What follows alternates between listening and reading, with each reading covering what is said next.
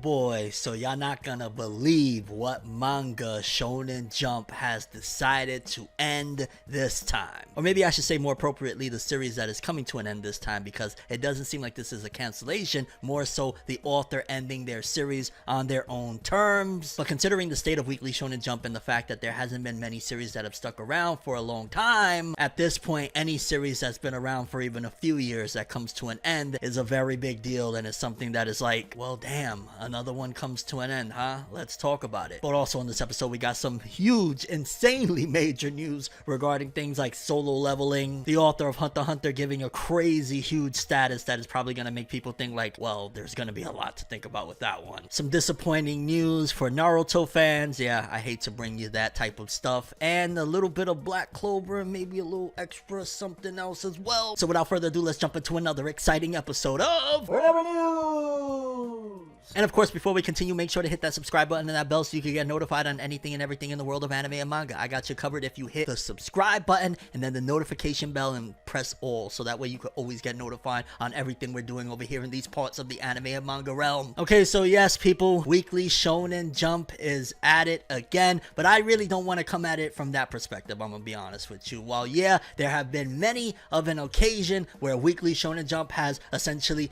dropped the axe, so to speak, and gotten rid of a series, especially early on, this isn't that type of case, and I'm very grateful to say that this type of scenario is not what you think it is. It's not a series being canceled prematurely. It's not a series that is being canceled at all, for that matter. This is particularly an author that has been around for a bit, but has decided that this series has reached its natural ending point, and yeah, it's coming to an end. And honestly, at this point, because Weekly Shonen Jump, right, as we've spoke about in the past, they don't have that many series that have stuck around for a long time. Of course, you got the One Pieces, and you got Hunter x Hunter that comes back and forth, and you know, you got like the next up like Kagurabachi, Ichi the Witch, and you know, Ultimate Exorcist Kyoshi. You got new series that are coming up, but for the most part, there's not that many series that have been around a long time. You know, we got word that Sakamoto Days is supposed to be coming to an end soon to make room for this new Bleach Hell manga. Again, that's what rumor or leak says. But now another one is coming to an end, and yeah, it is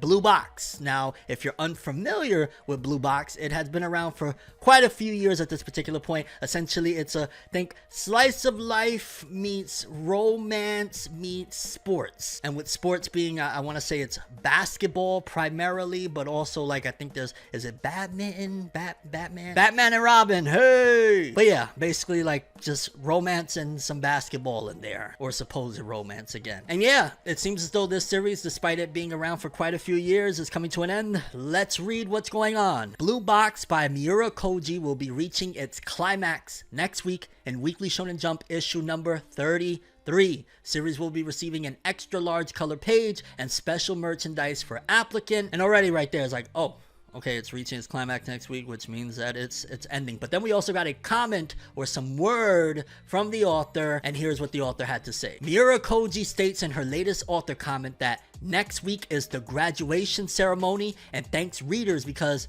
this is the ending she had planned from the very beginning. And of course, again, it'll be reaching its climax with a new color page next week in Weekly Shonen Jump number 33. And I'd be lying if I didn't say something like, it's actually a little comforting to hear that, hey, the author is okay with the series ending, that, hey, this is actually what the author wants. How many times have you guys tuned in and heard, like, yo, the series is coming to an end and the author doesn't want it and it's premature, and, you know, the author seems like they're fine with it. I mean, at the end of the day, there have been a couple of adaptations of this, I think, already. If there's not one or two seasons, somewhere in that ballpark, there's been, you know, some pretty notable stuff that's happened for this series. And considering the fact that, again, the author has written it with in mind that, hey, this is how it all ends, you know, essentially that's all she wrote. You can't be mad about it. Could you be a little bit sad if you was a fan of this series, if you enjoyed certain aspects of it, if you liked the camaraderie or the romance or the shipping of this series?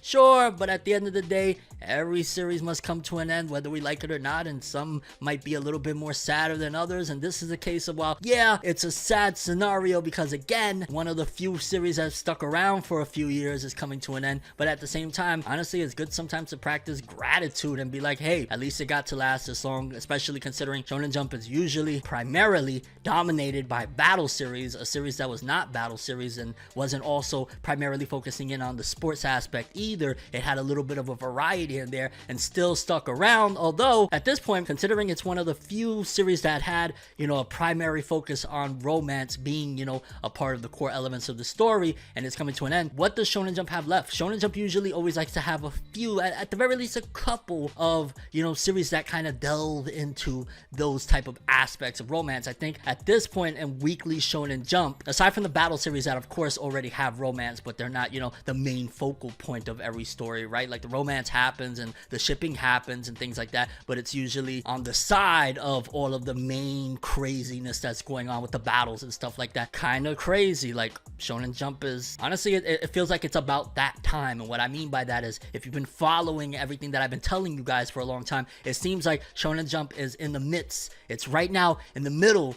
of a massive shift of not necessarily changing the guard per se, but more so changing the approach, changing the way things are done. Like they're bringing back older series, they're trying different things, they're letting and allowing authors to, you know, okay, you're done with your manga, you know, go ahead. Opposed to the olden days where they would just have a series go for eons and neons and, you know, it would feel like a series would never end. Nowadays, they're trying different things, they're trying new approaches, and rightfully so, considering, again, stuff that we've spoke about. I feel like I've said that a few different times. Like maybe that's a sign that, yo, you should be following so I don't gotta keep repeating myself of like, yo, this is something that we've covered before. But yeah, Blue Box by Koji Miura is coming to an end. Issue 33 of Weekly Shonen Jump this year. Let me know how you guys feel about this. Did you see this coming, that this was going to come to an end? Honestly, I've kind of felt like the writing was on the walls per se for a while of like, yeah, I felt like this one was going to be coming. I didn't realize that it was going to be coming to an end this soon per se, but considering if Sakamoto Days is another one that's coming to an end, and they came out roughly around the same ballpark as far as those two series in particular. I think like they were maybe a year or two apart or something like that as far as like, you know, the stories go. And again, that's not confirmed about Sakamoto Days, although it's heavily rumored. Then yeah, another one is coming to an end. Blue Box. What series do you feel like is going to be next if there is going to be another cancellation? I feel like for the most part, you know, of course One Piece is safe, Hunter x Hunter's safe, Kagurabachi's safe, Ichi the Witch is safe. It feels as though there's some type of protection around Ultimate Exorcist Kiyoshi that is allowing it to be safe regardless. Like they just celebrated the 2-year anniversary with some really epic colored pages. It's a really great story, to be honest with you. I'm not gonna hate on something that is just like, from what's been read thus far, 30 chapters, it's great. And there's probably like a couple other series in the magazine that are safe, but honestly, outside of those, it feels like almost anything goes and anything can go at any given time, especially if series that have stuck around and have become almost veterans to this thing are leaving, like Blue Box. Again, let me know which series you think could be next, or do you think that this is going to be the end of the cancellations, like, or manga ending for that matter? Like, we're not going to see, outside of, you know, the 15 chapter, like, oh, it didn't perform, we're getting it out of here type of scenario. There's going to be no more cancellations of series that have been around for a while, because what else can Shonen Jump get rid of? It's like, come on, let's, you know what I'm saying? Gotta let some stuff become veterans. Then this is truly breaking news. This is a major leak that I am very much so excited to talk about. Now, we've heard word about this, we've heard rumor about this, we never had full-on confirmation on this one, but we've definitely had a lot of things being implied that this was about to happen, because in case you don't know, Solo Leveling is one of the most popular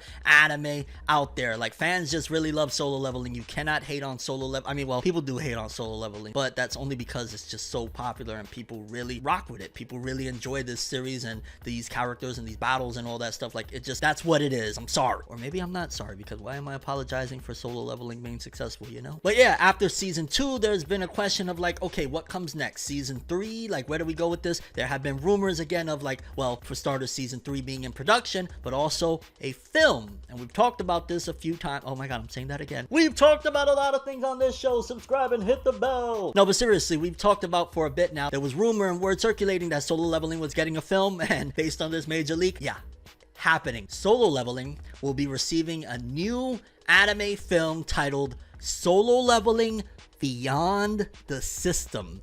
A1 Pictures continue animating the new installment, which is scheduled to premiere 2027 in Japan. And I ain't even gonna lie, that title right there, well, for starters, confirmation, Solo Leveling in anime form continues. And before we even get more into thoughts on the titling of this film, let's just be honest here. Truly feel like this movie is going to be a game changer if it's done correctly, if the marketing is right, if the quality of it is correct, if the way they maneuver with this thing.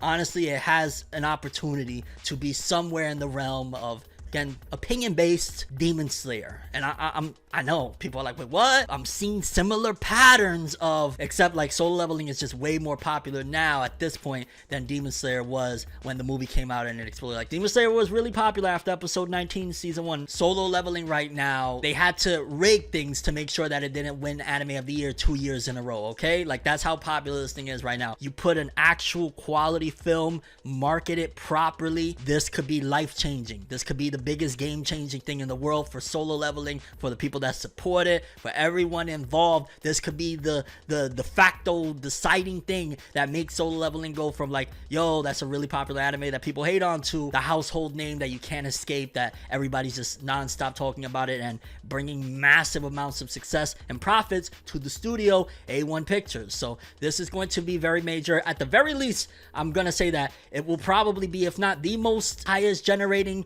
revenue film of 2027, top 3. I feel like even saying top 5 would be lowballing it. I do truly believe that it'll be a top 3. It just depends on, well, what else is gonna come out next year. Because like if they come out with, I don't know, where new Dragon Ball film, then you know what I'm saying. Likewise with new One Piece film, then it might be a little bit, and Demon Slayer, of course. So we might have some competition. But at the end of the day, Solo Leveling is going to perform extremely well if they do it right. Now, this title, Solo Leveling Beyond the System. Mind you, if you don't know anything about Solo Leveling is very much so this guy Jinwoo being kind of somewhat, I don't want to say completely, because after a certain point he levels up so much that you could see the dude is a boss and a beast. But especially earlier on in things, he was very much so dependent on the system, giving him hints and clues or whatnot. As time went on, Jinwoo has really leveled up to like, he's just a massive boss, and he really does this thing, you know what I'm saying? He does this thing beyond the system. It feels like there's going to be something where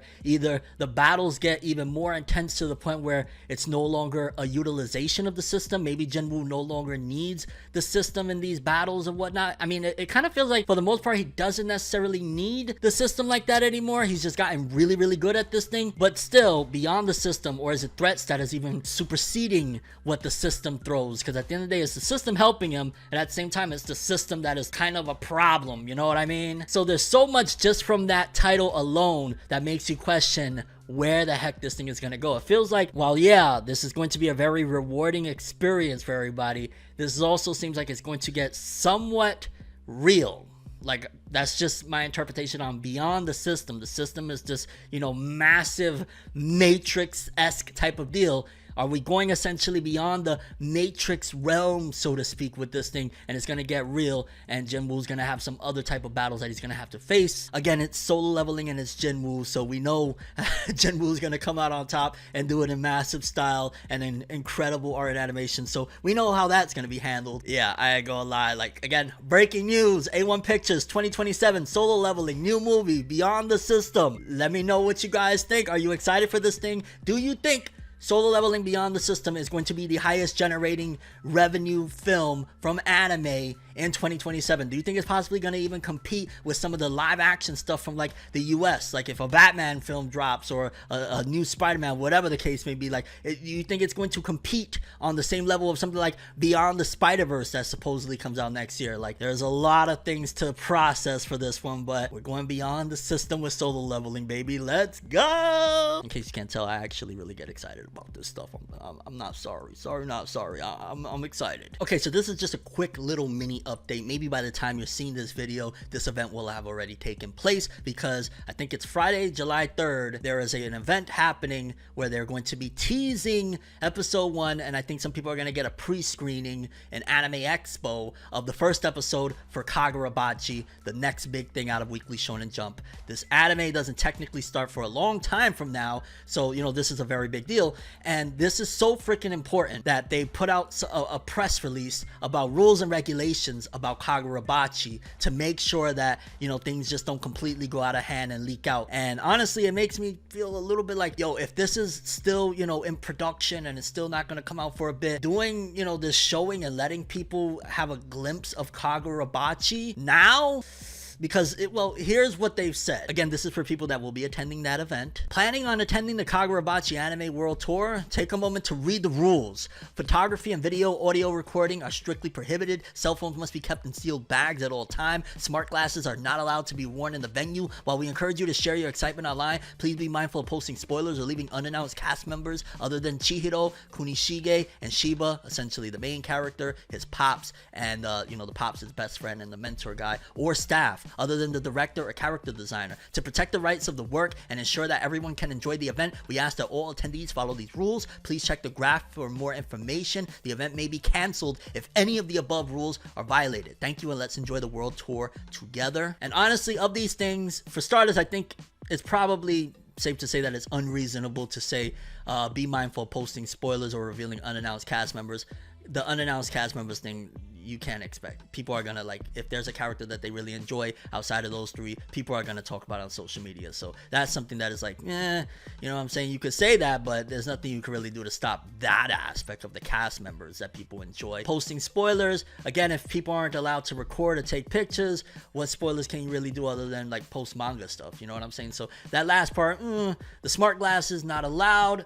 Cool. I guess it's not that hard to differentiate between regular glasses and the ones with the cameras and stuff like that. Cell phones must be kept in bags. Somebody sneaks out a cell phone, like, they're gonna have to have like binoculars watching everybody in that thing. You know what I'm saying? Like, the invisible cameras are gonna be live in full effect in this thing. And photography and audio video, again, kind of goes like if they're strictly prohibited. But yeah, this is such an important thing. Like, I bring this up really because it's such an important event that they are putting out a rule spreadsheet of like, yo, they don't want nobody to really play with this thing. Like, this is not to be played with. Kagurabachi is an extremely important thing, and they're making sure to let people know this could even get canceled. They might not even show this thing. They might not even give people that glimpse of what Kagurabachi's greatness is gonna be if anybody messes around. Like, Kagurabachi is an extremely huge investment in Weekly Shonen Jump, and they're not playing around at all. Like, they're doing things like this to, you know, generate interest, generate hype. Like, if you haven't even at least read the first few chapters, like, come on, what are we doing here? But yeah, Kagurabachi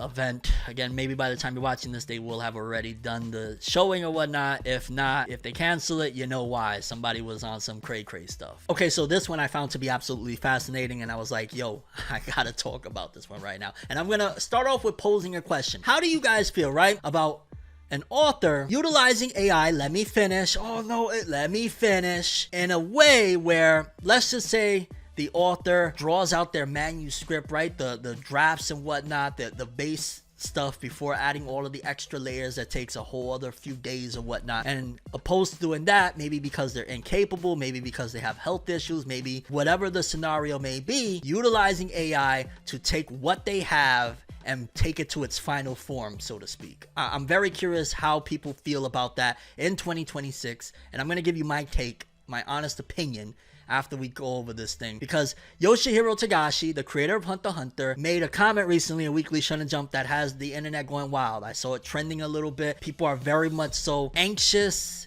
excited, all of the above at what this could mean for the future of Hunter x Hunter and possibly manga creation in general. Because here's his author comment in Weekly Shonen Jump issue number 32 of 2026. He said, question, if I train an AI using only my drawing style, so right there, anybody that's like, oh, you're robbing the, like, no, it's trained only in his art, so it's not utilized, it's trained in his art, and have it read my storyboards, will it be able to produce a manuscript? And honestly, I think like most of the, oh, this is unethical debates and arguments will be thrown out the window already of him saying that the AI is being used only with his drawing style, like it's not going through, it's using only his stuff, and basically saying will it be able to produce a manuscript? I honestly feel like, first of all, that's a question to just essentially test the waters. I don't think necessarily that Tagashi's like 1000% wanting to do this, but it is an interesting concept, and it also would very much so help for Hunter x Hunter to continue onward. As far as like the writing goes, like he's talking about drawing style and have it read the storyboards, but as far as like the writing goes, I would still want Togashi to be at the helm of this thing. But if historically we know, and if you don't know, you're about to know, Yoshihiro Togashi has always been, and I say this with nothing but love and respect, that's one of my all-time favorite authors, period, bar none. I'm saying this with pure respect in my heart, but he's always been very much so strict,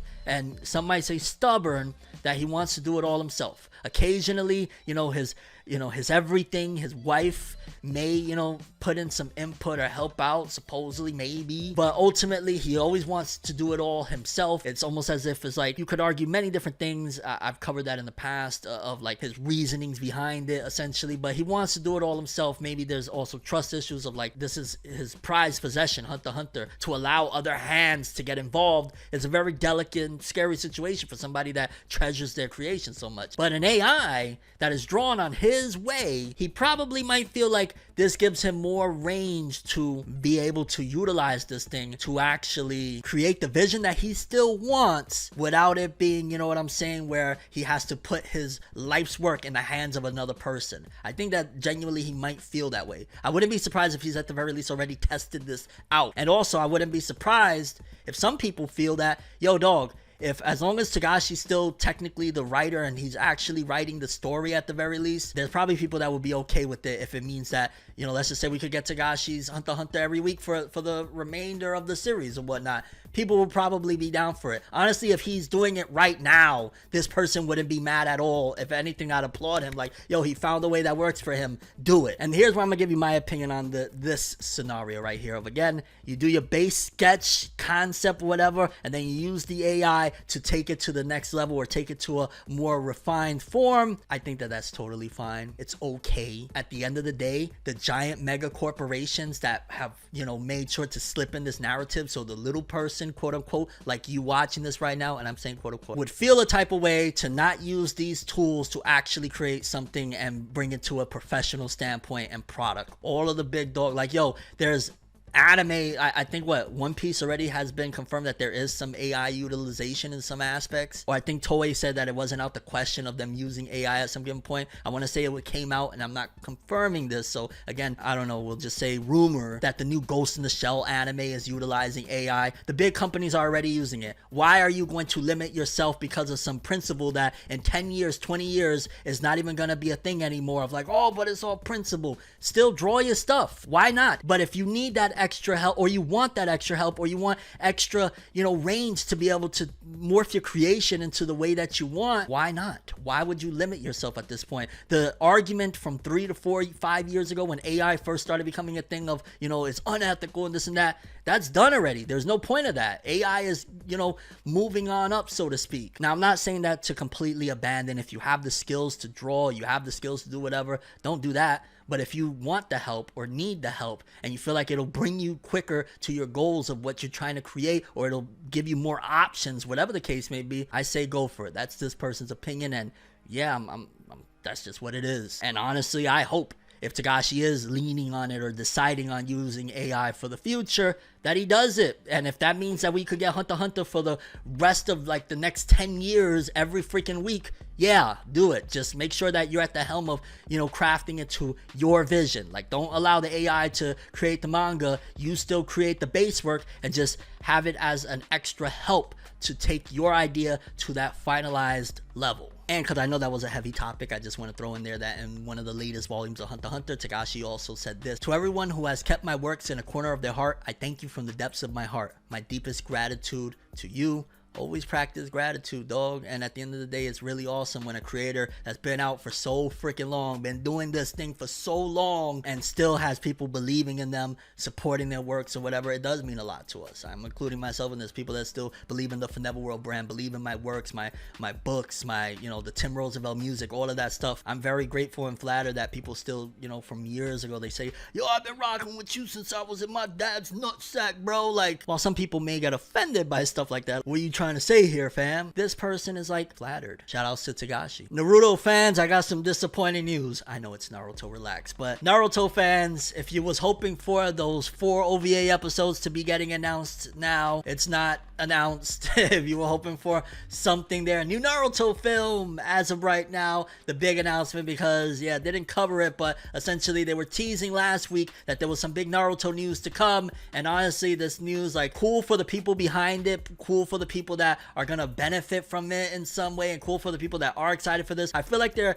mirroring, with a certain exception of the Boruto manga that comes out monthly, what Dragon Ball did all those years ago after GT until Battle of Gods. It's like they want the IP to feel as dormant as possible without it technically being dormant, because you still have the, you know, spin-off sequel Boruto that is, you know, making moves. Announcement for Naruto and Weekly Shonen Jump number 32.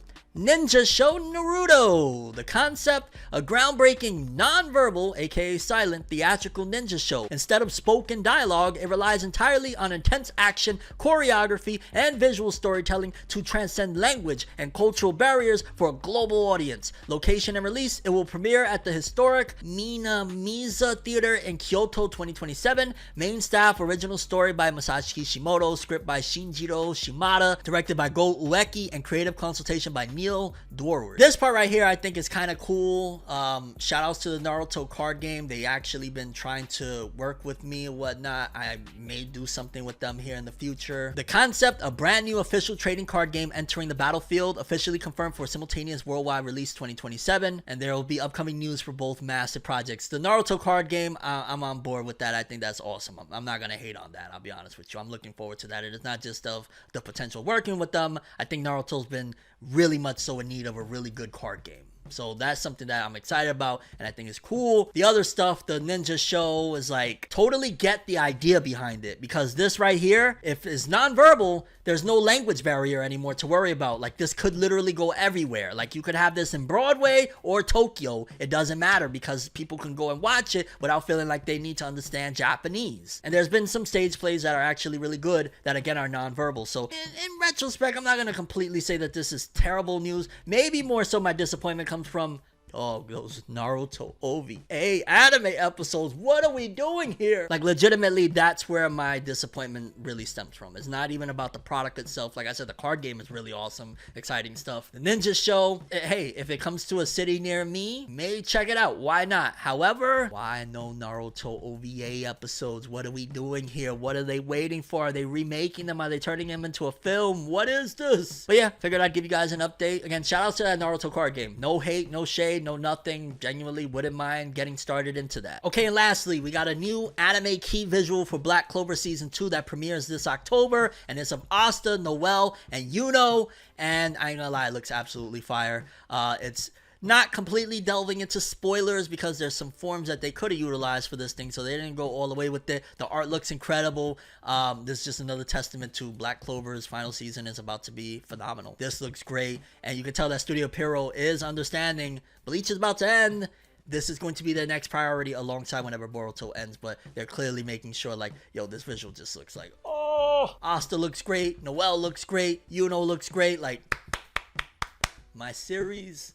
But that's all I have for this one. Let me know what you guys think. Favorite story, most interesting thing, anything you have to say. And also, I wanted to add in, gonna try and start this new segment that every next episode of Forever News, I'm gonna answer some questions. So I'll answer probably maybe 3, 4, 5 questions of you guys' choosing. Ask me something very interesting in particular of the world or the realms of anime and manga. If I'm able to answer it, I will do my best to do so. I'll pick again like 3 to 5 of you guys to give you my best effort, so to speak. So yeah, ask me some questions, and in the next episode of Forever News, I may answer yours. You may get the answers you're looking for, just saying. So laugh for this one. I'm Tim. As always, people, have an awesome day. Peace in, and thanks for watching another episode of Forever News. Peace in.